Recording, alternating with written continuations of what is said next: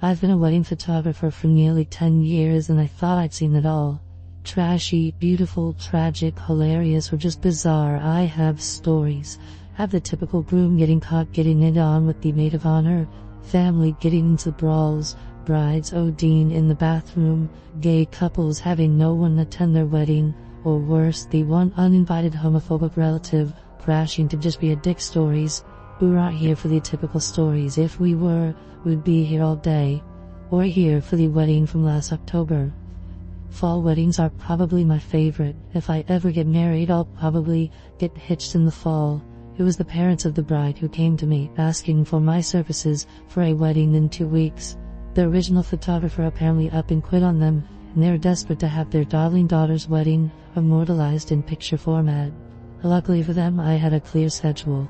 I did charge them quite a bit extra for the suddenness of it all, but judging by the father's Rolex, it wasn't that big a deal. One thing I'm good at guessing is a family's wealth status, and once again I was on point. The C rights were rolling in dough. Not that I really like them though. I'm not required to like all my clients, although it does make things a bit more relaxing. Harold Seawright absolutely leered at my chest whenever he thought I wasn't looking, and Carol was clearly the trophy wife that was over the hill. I've never seen a human being that genuinely looked more like plastic than her. Nothing wrong with plastic surgery or Botox, but there's gotta be a cutoff at some point. I think I should have been more off-put by the parents coming to me rather than the bride, but I just figured said bride was busy with other wedding planning shit and didn't think too hard on it.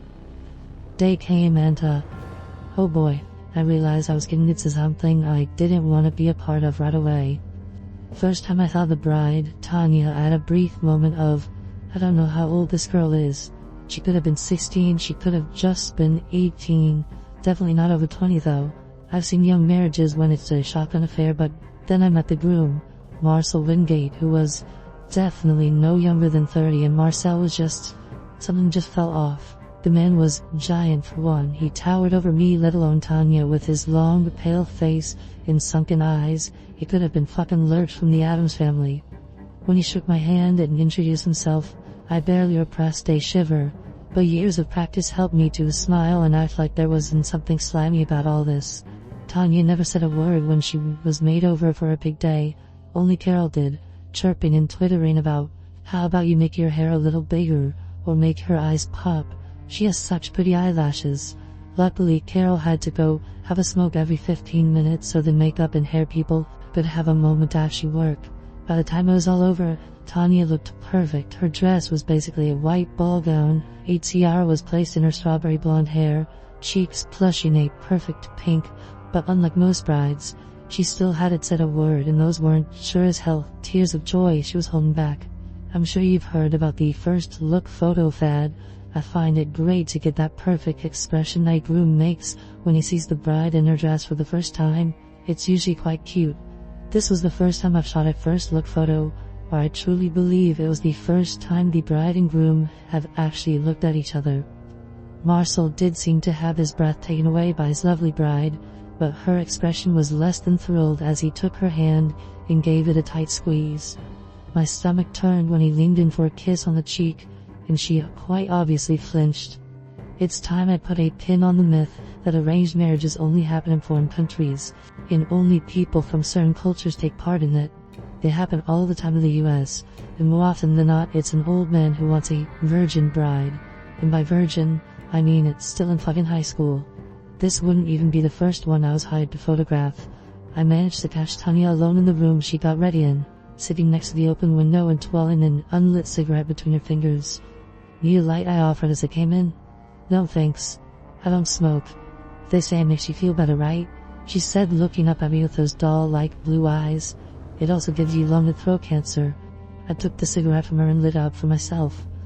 But I'm not a bad example, so do as I say, not as I do. Now that I got a smile out of her, even if it only lasts a second. How often do you smoke, she asked. Depends on the day, usually I have 2 or 3. Bad day I can have a few more. I lowered the cigarette and looked down at her. How old are you, Tanya? 19. 20 in a few weeks. Have a bit of a baby face. She poked one of her cheeks. How you care? I glanced at the door to make sure Carol wasn't going to barge in. Tanya, are you not okay with this? The wedding? I asked quietly. Tani's eyes widened. Damn, you're good. She also glanced at the door. Harold, my stepdad, arranged all of this. If he had it his way, it would have happened when I was 15, but Marcel kept delaying. Business, apparently. He tried to delay another year, but my dad implied he had other offers. She shivered and wrapped her arms around herself. If I said no, Harold would kick me out and cut me off, frozen my bank account. I'd have nothing and a no one, and he'll know what I'd do if that happened. I reached into my purse and pulled out one of my business cards. Flipped the card over. Has a number for a women's shelter. They specialize in helping women escape from dangerous home situations. Hides them. Helps them get started in a new city if they need be. Below that is my personal home number. If you just need to talk, okay? Tani took the card and clung it on too tightly before tucking it into her bra. You might be the nicest person I've ever met, she murmured, and gave her shoulder a squeeze. I'd try, I said before I extinguishing a cigarette on the windowsill. If you need to escape any time tonight, just ask me to help you go to the bathroom. We can pull a whole runaway bride, I joked. That got another laugh out of her. Just in time for her mom to pop into the room. Well, what's taking so long? Hurry up, the wedding's going to be starting in 15 minutes and I don't want you to cry and make your face all blotchy and ugly, she whined. Tani's brief joy faded. She gave me one more sad look before following her mother out. The ceremony would have been so much more beautiful if I didn't know the dirty little secret behind it all. Tani didn't smile once. I don't think even one of the bridesmaids was an actual friend of hers, or at least not a sincere one. When the priest said, "You may kiss the bride," Tanya let one tear slip down her cheek when Marcel leaned down to kiss her. I was seriously considering calling the cops, but what could they do? Tanya would likely cave and say nothing was wrong, and since she wasn't a minor, they couldn't label Marcel a pedo and her stepfather a child seller. It still didn't make the situation any less shitty. All I could do was snap pictures of the worst day of Tanya's life. At the reception, I was constantly being nagged by Carol about what pictures to take, to the point where I wanted to rip her hair out. But I did notice something different about the first dance between the couple. Tanya at first was stiff as a board, reluctant to even touch Marcel. But he leaned down and whispered something in her ear. Her entire demeanor changed in a blink of an eye, to one of surprise, and I managed to read her lips. "Really?" Marcel nodded, and I managed to catch a picture of the first smile Tanya had since she said "I do." By the end of the dance, she was actually starting to get into it, resting her head on his chest as she swayed to "A Thousand Years." It was a complete 180 change. Tanya was now one of the happiest, and dare I say it, flirtiest brides I've ever seen. She even leaned up to kiss him on the cheek as they sat down, something that took even Marcel by surprise, judging by how he blushed.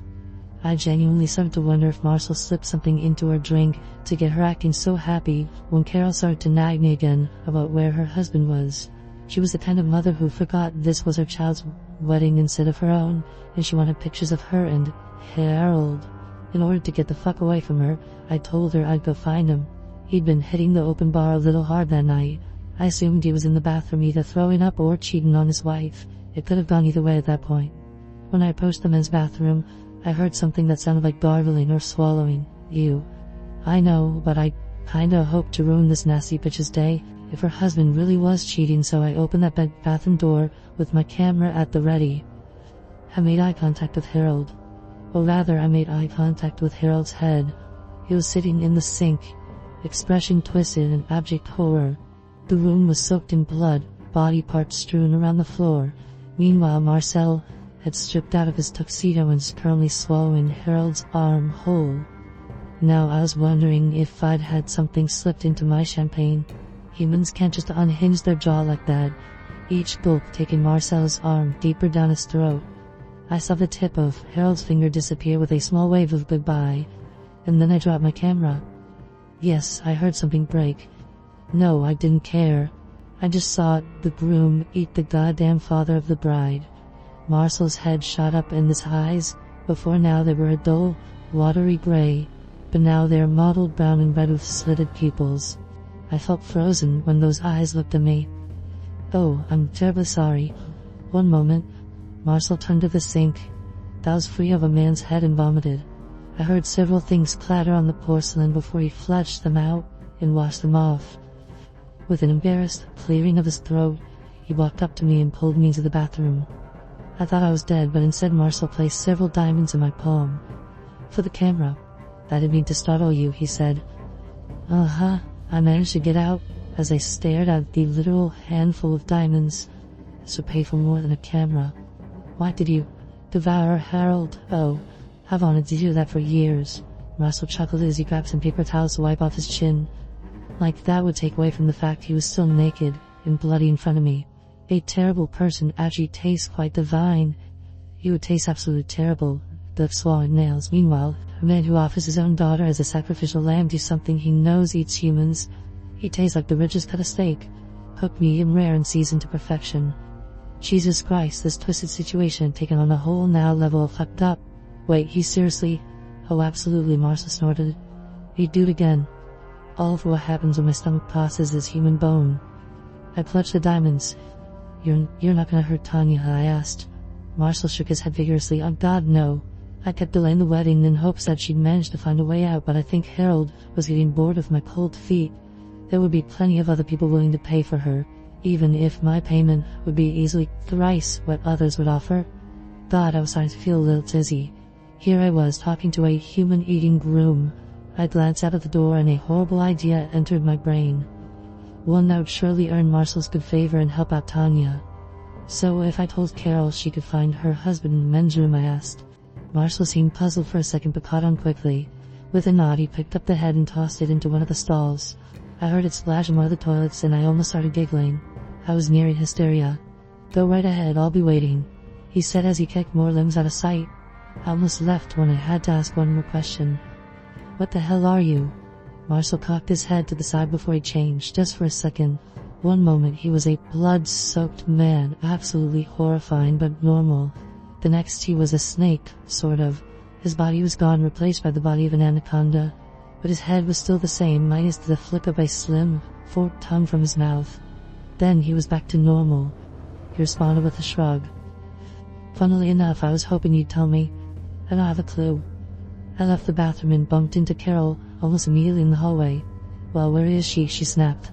I just pointed a thumb towards the bathroom. Think he's not feeling so well, I said before I was nearly bowled over by the grumpy bitch. I watched long enough for her to open the door, for a scaled tail to shoot out, snag her around the arm and drag her into the bathroom before I headed back to the wedding. The problem seemed to solve itself that night. Marcel came back. The men's room locked after apparently someone got quite sick in there. Tanya no longer had to behave a certain way to please her mom. I think she had a good night. I used my backup camera to make sure to get all the pictures of her smiling. Carol, the Harold vanished into thin air, never to be seen or heard from again. And those diamonds paid for quite the nice new camera. Like I said, it's been a year. I sure as hell haven't forgotten that wedding. What prompted me to share it was that I got friend requests from Tanya on Facebook. I normally don't accept friend requests from previous clients, but this one time I chose to make an exception. She does look so much better. She's going to college. She now sculpts and paints. She regularly volunteers at the women's shelter. I directed to her when we first met. And every Friday night is a group date night at the local arcade with some of Marcel's friends, that now appear to be her friends as well. Apparently Marcel is quite the dance revolution master, but is terrible at shooting games. Her most recent picture was her and Marcel smiling, and she was holding up an ultrasound picture.